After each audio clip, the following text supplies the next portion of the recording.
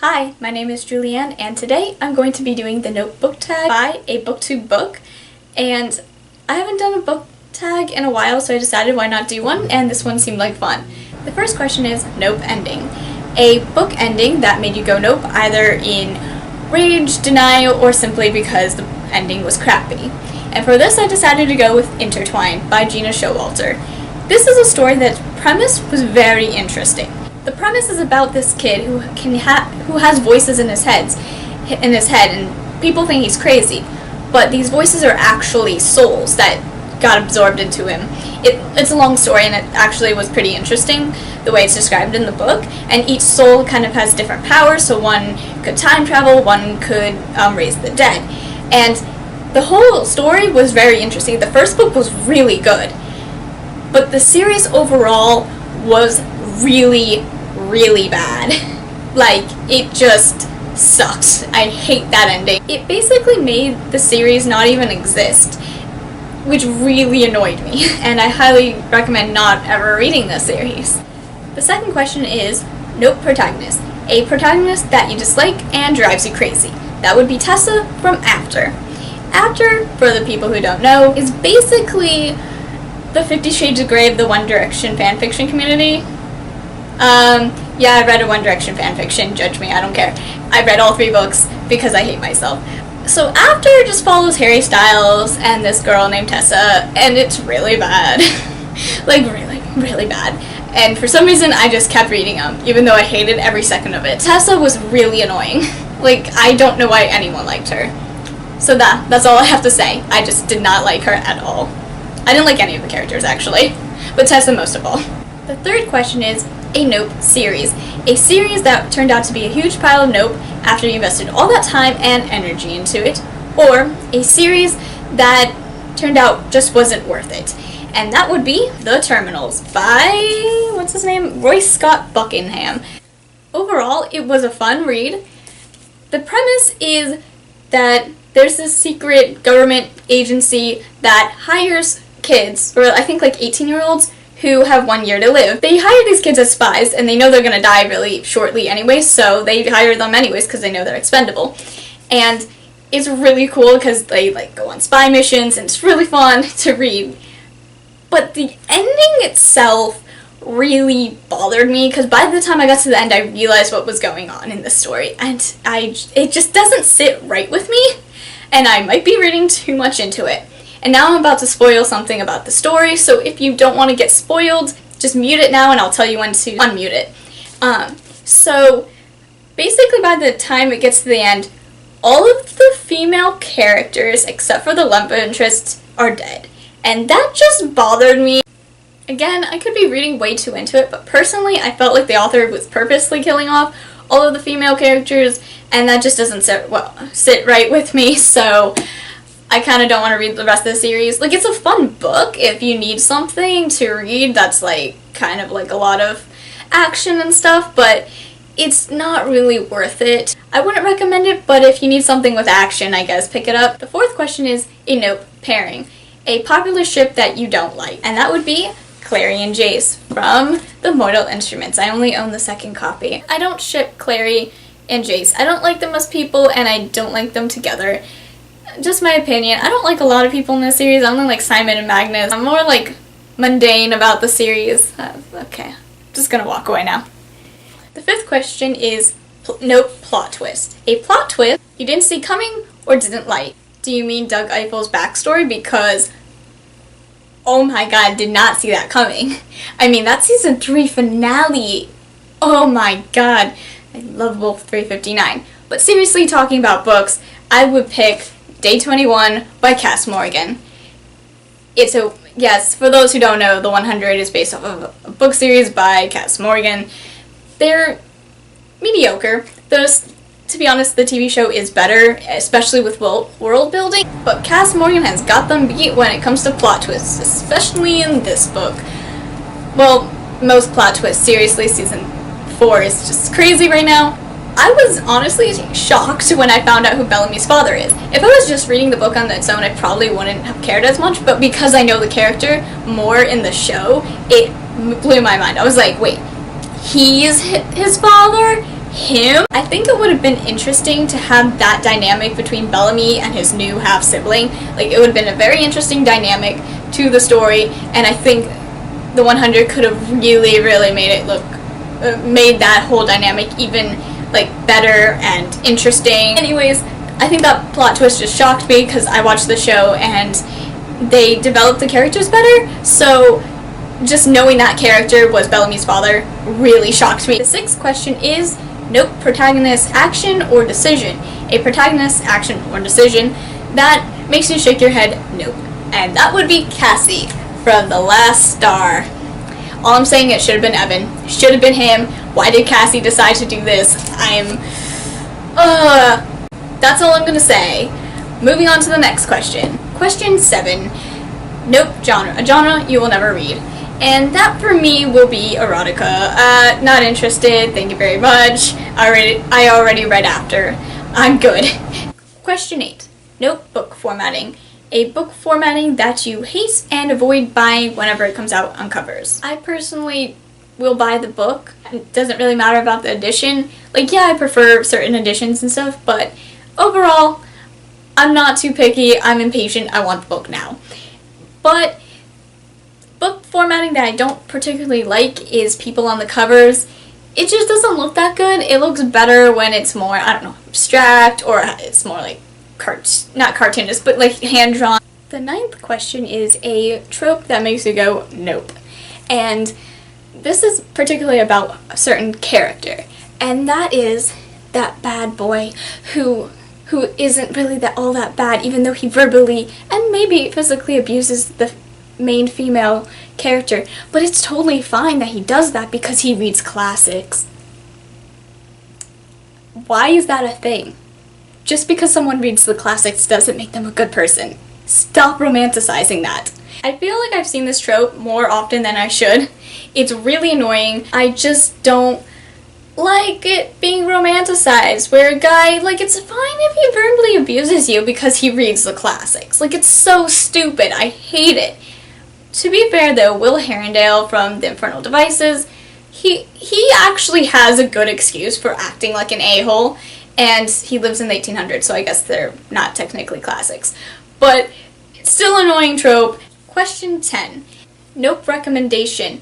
A book that's, recommended to you and it's being pushed and hyped at you. I can't memorize it, so I'm just summarizing it. But a book that's constantly hyped at you and that you don't really want to read, and that would be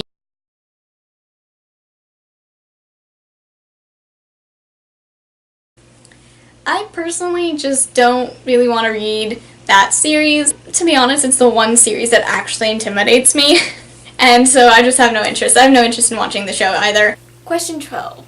Nope, love interest. Love interest that's not worthy of being a love interest, or a character you don't think should have been a viable love interest.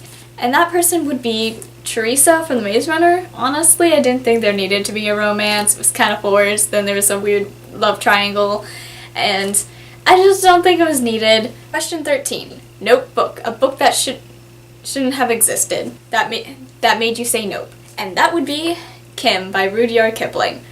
This book was so boring.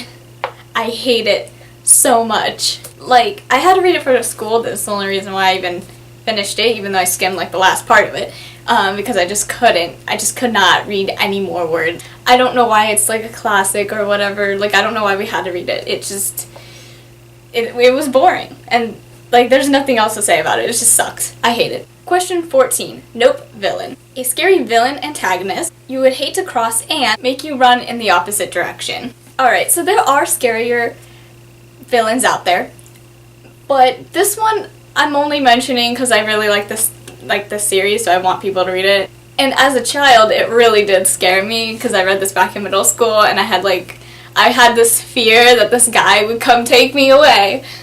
It makes sense in a moment. So, Tall Jake from Malice. Basically, there's this saying, it's like, Tall Jake, take me away. I actually made a book review, or book trailer on this. I'll link it down below. It's not really that good. I made it like over a year ago. I really love Malice so much, and the sequel, Havoc. And this book was great. The villain was great. Everything about this book is awesome. Malice, just for those who don't know, is part novel, part comic. It's amazing. And Tall Jake is just so scary. It's not like there's any particular thing I can like point out. It's just his whole character is just frightening. Now on to the next question. 15. Nope, death. A death that still haunts you. For that, I go with spoiler from Heartless. You probably know who I'm talking about. It's in the prophecy. If you read the book, you know who I'm talking about. I should have seen it coming. One, it was foreshadowed. And two, it's like you know where the main character, the Queen of Hearts, you know where her story ends up. Like, you know how it ends. So you know how certain things have to happen to certain characters to put her in that position of being queen. And I don't know, it still hurt though. It still like hurts me that character died, even though it had to happen for this person to become evil. I don't know if I'm giving away too much. I might be. Sorry, it still hurts me that happened. And it's just so heartbreaking because as you're reading it, you know she's going to become Queen of Hearts. You know she's going to become evil. But the whole time you're rooting for her and hoping that she doesn't, even though you know the story. It's still a great book. I love it. It's so good.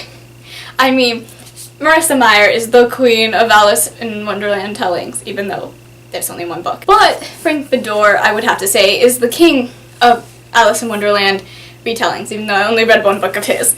But they both did fantabulous. They both did fantastic jobs on the Alice in Wonderland storytellings. And this death, it still hurts. There's so many character deaths, though, that hurt me. Like, so many. Question 16. Nope, author. An author you had a bad experience reading for and have decided to quit. And that would be, I did mention her book earlier, and I just gotta say, Gina Showalter, I'm sorry. I read 3 of her books.